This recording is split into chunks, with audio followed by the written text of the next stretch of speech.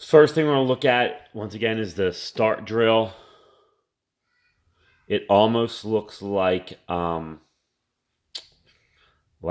post drill that you would use for a post and core build up after a root canal. If you look real closely, there's that circle with a slash through it, then 1.5 on this drill. That's how you know it's an implant drill. If you also look closely, from 1 millimeter from the little indentation here, there's a dark gray line.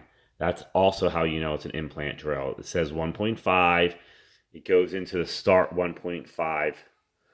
The next drill is the 1.5 slash 2.4 twist drill. So let's take a look at that. This is real important. It's got a lot more lines. It's thin at the top and it gets wider. The idea of this drill is that you begin with the real thin drill. You get your ideal placement, and then you follow this first 3-4 millimeters of a tip is exact same size as your first drill. That's going to keep you on angle and on path. So it's 1, 2. This will open it up a little bit. It gets wider, and that enables you to go back in with a 3.0 drill and follow the original path that you created with the 1.5 drill. So you have a thin 1.5 drill, you follow it with the 1.5 slash 2.4. Then you go to your 3 drills, your 3.0s that are the pale blue. They are all labeled. This one says 8 millimeters. All the length is labeled, and on one side we'll have the platform of 3.0. On this side, it's got the length, 8 millimeters. The lengths for all the drills are 8, 10, 11, 5, 13, 16. It's so important, so important that you get the proper lengths in the proper hole. If the doctor pulls a 13 and he's thinking he's pulling a 10 and he drills too far, he drills 3 extra millimeters, he could easily be into a sinus or worse, a nerve canal or an artery, and could really cause a problem. Please take your time, clean them off, and really look at the length. This was a 3.5 by 13.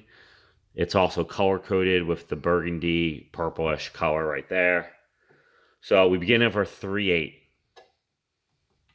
Then we go to our 3.10. If you can't see, you'll start to develop an eye for how much longer these are when you compare them. They're 2 millimeters longer. The whole burr, the whole drill is longer, if you see that. Put them up together, it's going to be a little bit longer. Then I'm taking the 16 just to give you comparison right there. 16. We'll put the 13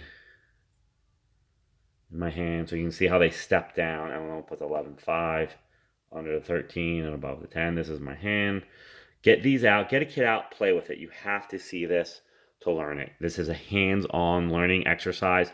I expect you to watch this video and then go over the whole drill kit and then be able to mix up all the drills and put them back in the right spot. That's the only way you're going to get good at this, is you have to practice.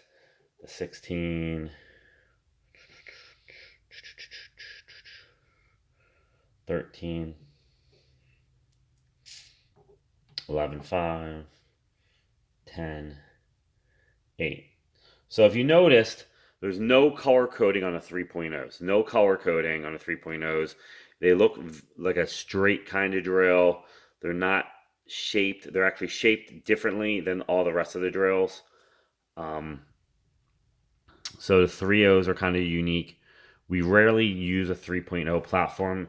The only place you're really going to see it is an upper lateral central, like a 7 or 10, or mandibular incisor in that 23 to 26 range. So that's a 3.0 platform. Then we go to the 3.5 platform. You pull it out. You notice it's color coded, the same color as the ring it goes in. This is the 8.